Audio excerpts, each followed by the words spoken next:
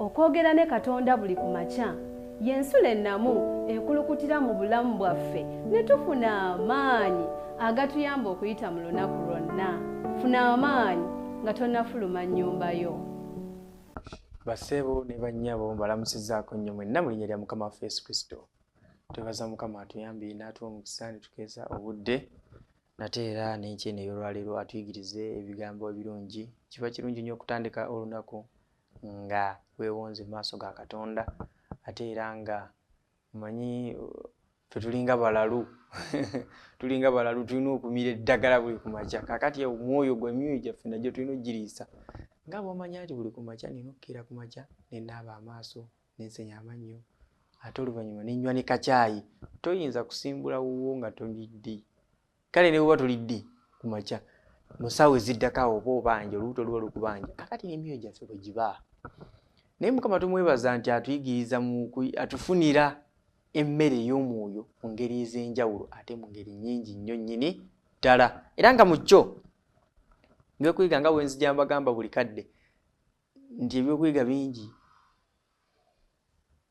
Era Mukama yaluŋŋamya abaweereza mu kanisa ya Seventh Adventist Church ne bakola akatabo programu eno eyitibwa Akasisimuka.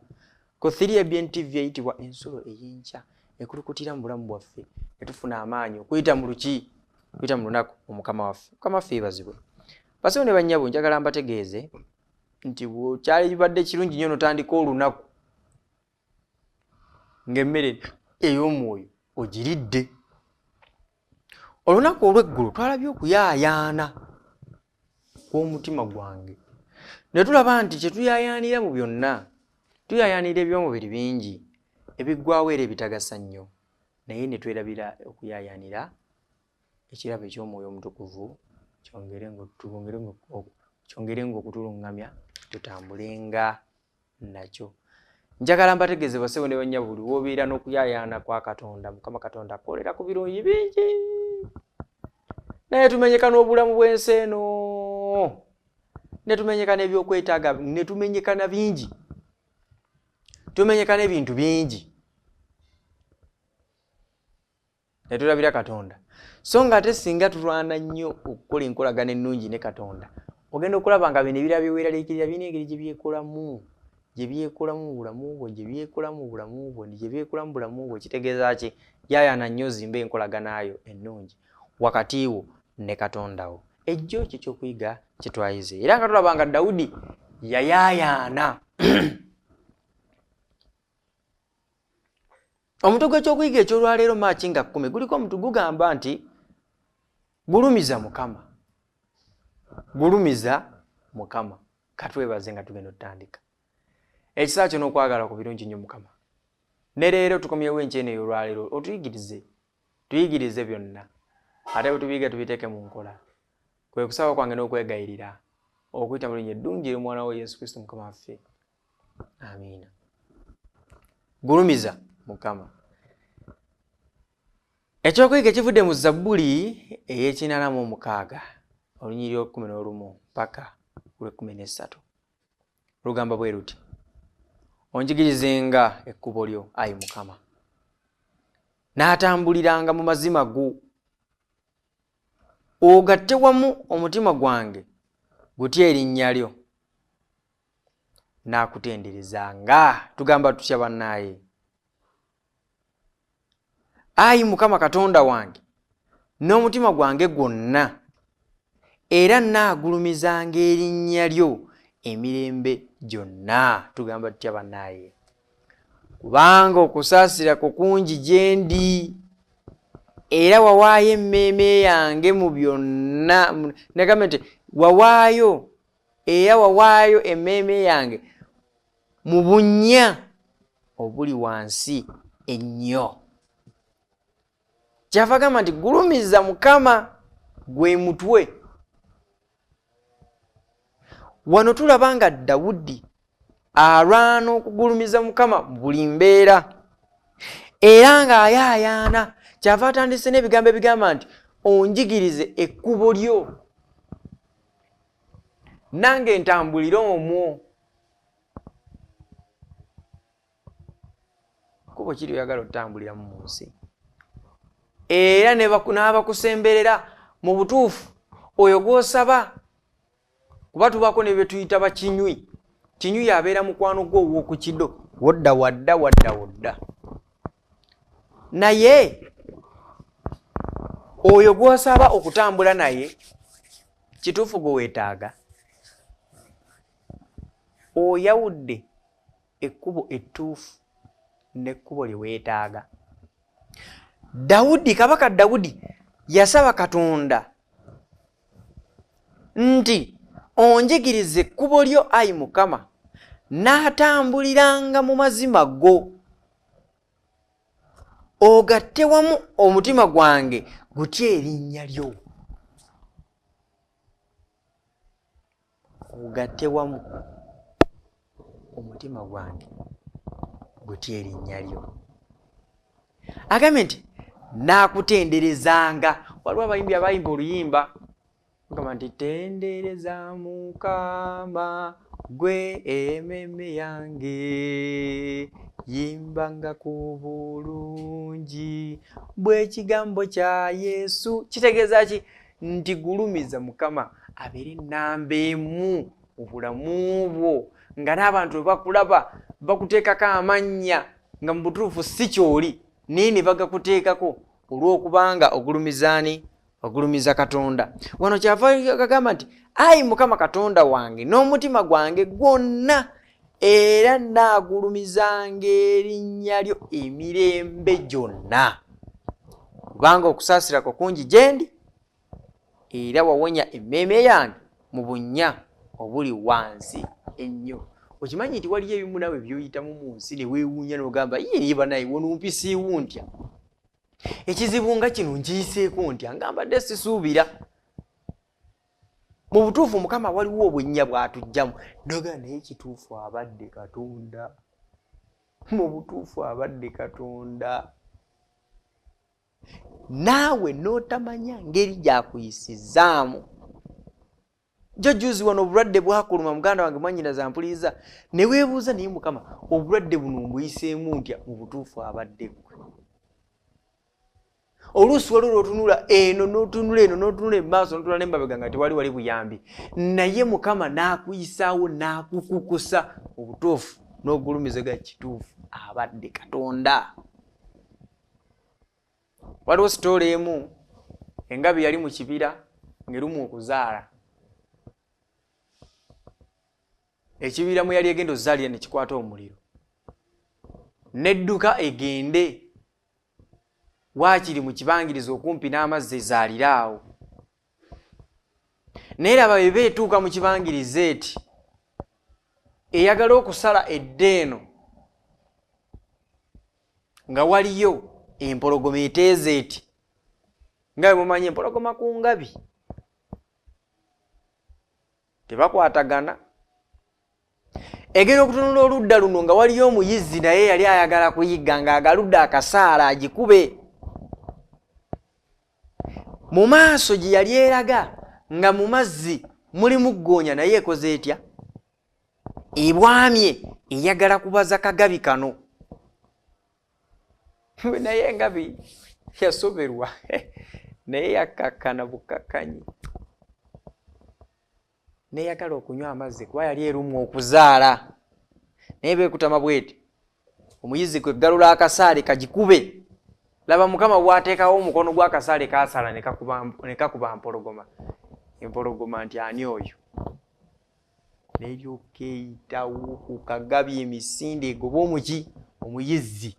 Ate mwana wattu omuyizzi naye teyalinda biddirira n'ateeka ku kakokola tondekawa. Kakokola tondeka mabega.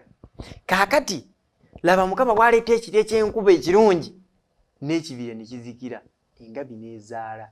Kitegeeza ki? Naffe tulina situation oba embeera ze tutuukamu mu bulamu bwaffe ng'embeera ezo zikaluba, ng'olabira ddala oli mu state of confusion, tewaliiwo yadde w'oyitira. Nga ne bw'okubira mugandawo, ne bw'okubira maamawo, ne bw'okubira ssengaawo, ne bw'okubira ani, tewaliiwo w'ogenda kujja buyambi, naye Mukama Katonda n'akukukusa n'akuyisa mu kizibu ekyo. tugamba nti amiina.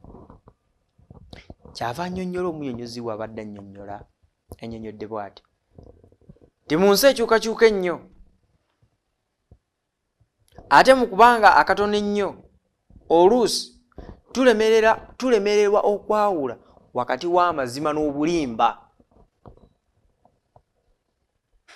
Tuli ffenna tulemererwa okwawula amazima n'obulimba.